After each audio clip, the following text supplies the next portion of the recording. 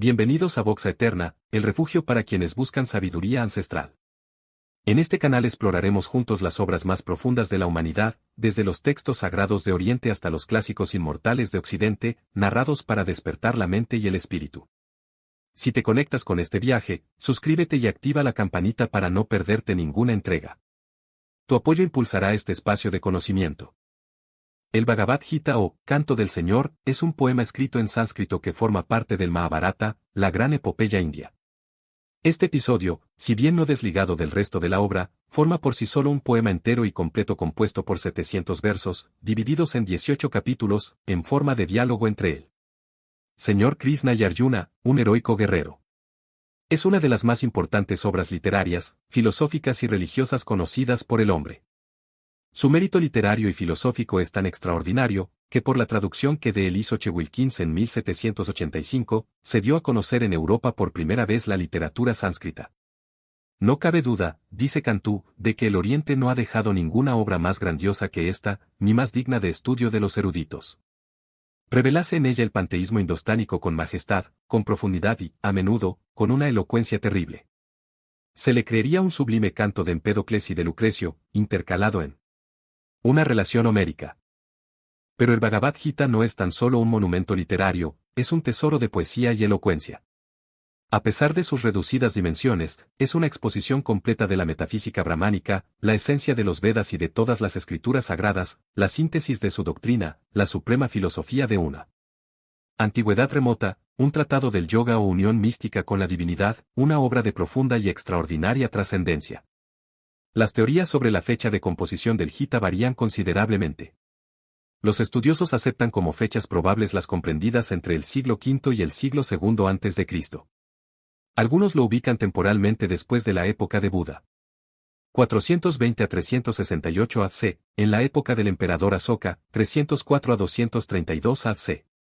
Dos célebres orientalistas, Colebrooke y Wilson sostienen fundadamente que el poema es anterior a la época de Ciro el Grande, 590 a 536 a.C. César Cantú opina que se le puede atribuir una antigüedad de 1000 años antes de la era vulgar, y Telang afirma que lo más probable es que sea previa al siglo III a.C. Según Arthur Basam, el contexto del Bhagavad Gita sugiere que fue compuesto en la época en que se cuestionaba la ética de la guerra, tras el auge del budismo y el jainismo en el siglo V a.C., y especialmente tras la vida del emperador Asoka en el siglo III a.C. El tema de la obra corresponde a los hechos que tuvieron lugar entre dos ramas rivales de una misma dinastía, los descendientes de Kuru. Luchaban entre ellas para lograr la soberanía de Hastinapura, que se supone es la moderna Delhi. La más antigua de dichas ramas conservaba el nombre genérico de la tribu, Kuru, mientras que la más joven era designada con el nombre de Pándava, derivado de Pandu, padre de los 5 principales jefes. Durante la época en que se desarrolló el Mahabharata, la tribu referida habitaba la llanura del Doab, y esta región particular, emplazada entre los ríos Jumna y Sursuti, se denominaba Kuruksetra, o llanura de los Kurus, lugar santificado por los actos piadosos del antecesor de las dos ramas antagónicas. En este campo de Kuruksetra tuvo lugar la encarnizada batalla entre los Kurus, los hijos de Dhritarashtra y los hijos de Pandu. Dhritarashtra y Pandu eran dos hermanos pertenecientes a la dinastía Kuru, que descendía del rey Bharata. Puesto que Dhritarashtra, el hermano mayor nació ciego, el trono, que de otro modo hubiera sido suyo, pasó a su hermano menor, Pandu. Por una ofensa inferida a los dioses, Pandu debió dejar el reino y junto con su esposa y sus 5 hijos se retiró a los bosques a hacer penitencias, donde moriría tiempo después.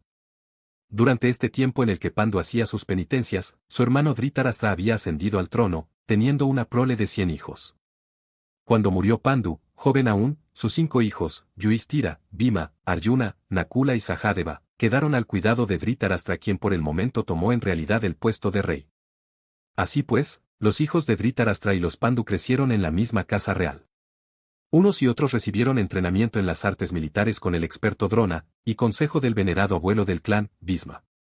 Pero los hijos de Dhritarashtra, sobre todo el mayor, Duryodhana, odiaban y envidiaban a los Pándavas.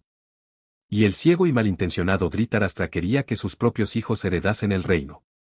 De modo que Duryodhana, con el consentimiento de Dhritarashtra, planeó matar a los jóvenes hijos de Pandu, y solamente gracias a la cuidadosa protección de su tío Vidura y de su primo Krishna pudieron los Pándavas escapar a los muchos atentados que realizó contra su vida. Al final, Sin embargo, el astuto Duryodhana desafió a los Pándavas en el juego de dados.